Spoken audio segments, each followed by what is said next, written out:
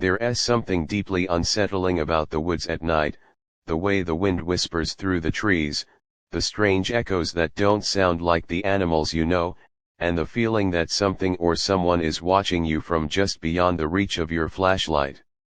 Tonight, we'll step deep into the darkness with 3 true terrifying encounters from people who ventured into the wild alone only to realize they weren't as alone as they thought. These are 3 terrifying true alone in the woods and camping hiking horror stories. Listen carefully, because out here, no one can hear you scream. Story number 1, The Thing That Walked Around My Tent. It was supposed to be a quiet weekend of camping for Jason, a forest ranger from Oregon. He chose a remote spot, far from the trails somewhere peaceful to clear his mind. But that night, around 2 a.m. the sound of crunching leaves surrounded his tent. He thought it was a deer, until he realized whatever it was had 2 legs. Then came the low, drawn-out breathing. Jason stayed frozen, gripping his knife, listening as the thing circled the tent 3 times before whispering, "You shouldn't be here." When dawn came, he found bare human footprints all around his tent, but they stopped abruptly at the tree line, as if the figure had vanished into thin air. Story number 2, The Silent Hiker on the Trail. A woman named Claire loved solo hikes. She had done it dozens of times, but this trail in the Appalachian Mountains felt different, quieter than usual, like the woods themselves were holding their breath. Halfway up, she noticed another hiker behind her, tall, hooded, and completely silent. Every time she stopped, he stopped. Every time she turned, he froze. By dusk, she decided to confront him, but when she turned a corner and waited, no one appeared. That night, when she checked her GoPro footage, her stomach dropped. In one frame just behind her shoulder she saw the man's face reflected in her camera lens, smiling, though he was never there. Story number 3, The Fire in the Woods. A backpacker named Drew set up camp near an abandoned ranger station. At midnight, he woke to the faint flicker of firelight through the trees. Thinking it was another camper, he went to check only to find a burning campfire, with no one around. The strangest part, there were fresh logs on the fire, still being added as if someone invisible was tending to it. When Drew returned to his tent, he found his backpack moved, and a wet handprint smeared across the canvas. He ran all the way back to the highway, and to this day, he swears he could still hear whispering laughter behind him in the dark. There is a unique kind of fear that comes from being truly alone, a silence so complete that it begins to feel alive. When night falls deep in the woods, that silence is no longer peaceful. It becomes oppressive, heavy, and aware. Every faint sound, the rustle of leaves, the distant snap of a twig, begins to echo like a question in your mind: was that the wind, or something else? Isolation does something strange to the human mind. Out there, where no voices answer back and no lights guide your way, your thoughts start to turn against you. The forest is endless, and your imagination fills its dark spaces with things that shouldn't exist.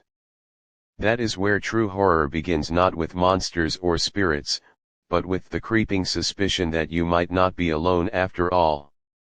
When you are miles away from the nearest town, surrounded by trees that blot out the moonlight, your instincts take over. You begin to notice patterns, the same sound repeating every few minutes, the same faint breathing that you can't quite locate. It's as if the forest itself is watching, waiting for you to let your guard down.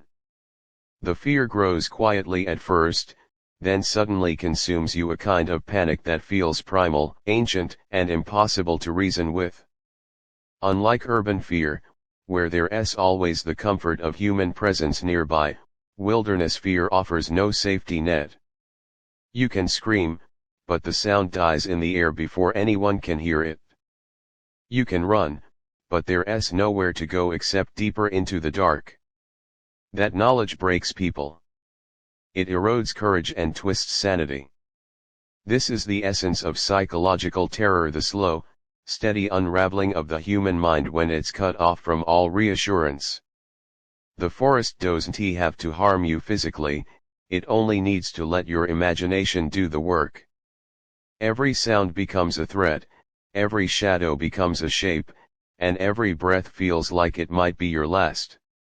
Because in that kind of isolation, you stop fearing what's out there and start fearing what's inside your own mind. One of the most disturbing elements in these stories is how seamlessly the line between the human and the supernatural begins to blur.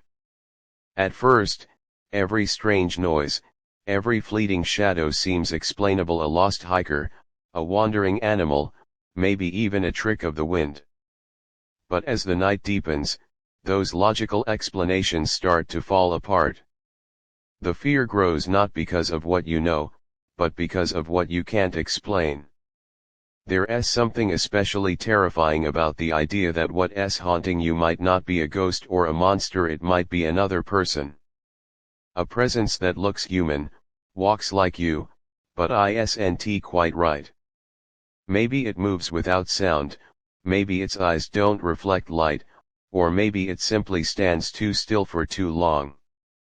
The human mind can recognize when something familiar has become subtly wrong, and that recognition triggers a deep, instinctive dread, the kind that makes your skin crawl before your brain can even understand why. Each of these stories plays with that tension: the silent hiker who never speaks, the footprints that appear and vanish, the whisper that sounds like a human voice but comes from nowhere. The horror hides in the uncertainty. Is it a deranged person stalking you through the trees, or something older and unexplainable taking shape in the dark? When those boundaries dissolve, fear becomes almost unbearable, because now the threat could be anything and it might already be too close to see. The woods have always been a threshold between the known and the unknown. In folklore, it's where the human world meets something far more ancient, the place where lost travelers vanish and spirits still wander. That's why even today, when we walk those trails with flashlights and GPS, a part of us still feels vulnerable. We sense the weight of something watching, judging, perhaps even mimicking us. And that's the most haunting part, that the thing you fear in the forest might not be supernatural at all. It might be human, just wearing the shape of something else. Or worse, something inhuman, pretending to be you. Out here, the difference doesn't matter, because both will kill you just the same. There is no fear more ancient than the feeling of being watched. It's a primal instinct buried deep within the human brain, that creeping awareness that something, somewhere, has its eyes fixed on you. When you're alone in the woods, surrounded by silence and darkness, that feeling becomes unbearable. It starts as a chill along your spine, a subtle sense that you're not as alone as you thought. And then, it grows: the certainty that someone is just beyond your sight, standing perfectly still. The unseen watcher never reveals itself fully. It hides between the trees, behind the flicker of your campfire, or in the rhythm of your footsteps. Every sound you hear, the snap of a branch, the faint rustle in the leaves, could be it, moving in sync with you, matching your pace. The longer you ignore it, the closer it seems to come. You turn your flashlight toward the noise, but there's nothing there.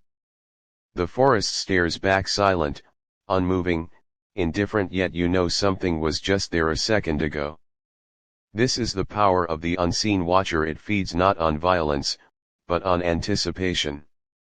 It doesn't need to touch you, speak, or attack. Its presence alone is enough to unravel the mind. Because when you know you're being watched, you stop trusting your surroundings, and worse, you stop trusting yourself. Every breath becomes too loud, every heartbeat feels exposed. You start second-guessing what's real and what's imagined, until paranoia consumes you completely. In these horror stories, the watcher is never fully human or entirely supernatural. It exists somewhere in between, a presence that thrives in secrecy. Sometimes it takes the form of a silent figure on the trail, sometimes a face glimpsed for a heartbeat in the reflection of a lens. What makes it terrifying is that it doesn't seek to kill you, it just wants to observe. To watch your fear grow until it becomes the very thing that destroys you, because the truth is, the watcher doesn't need to chase you. It already knows where you'll run, where you'll hide, and when you'll finally break. And the moment you realize that, is when you know it's standing right behind you. The forest is not just a backdrop for these stories, it's a living, breathing presence. It watches, listens, and remembers. For centuries, humans have stepped into the woods seeking peace, adventure, or solitude, but the forest has always been more than just trees and shadows. It is a world that exists beyond human understanding, an ancient realm where nature is alive in ways we can't explain, and sometimes, it pushes back against those who dare to trespass. When you're deep in the wilderness, the air feels different.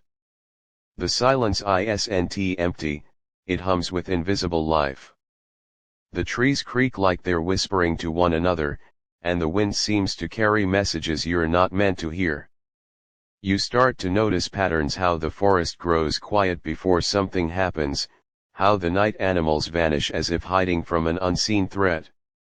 You realize you are not in control here. You are a guest, and not always a welcome one. The horror of these encounters lies in the idea that the forest itself may have intent, a consciousness older than humankind. Maybe it lures travelers deeper into its heart, making trails vanish and compasses fail.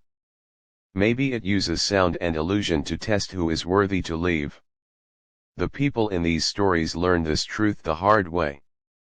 They went into the woods expecting isolation, but what they found was presence, something vast and patient, something that moved not with footsteps, but with the shifting of the wind and the bending of the trees.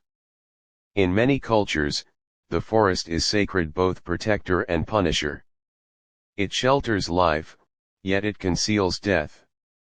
It offers beauty by day but hides terror by night. That duality makes it the perfect setting for fear.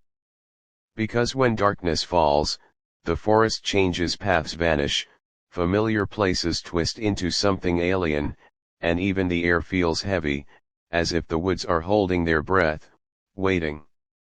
And in that moment, you begin to understand, the forest is not a place you walk through. It's a being you enter. It's alive, ancient, vast, and watching.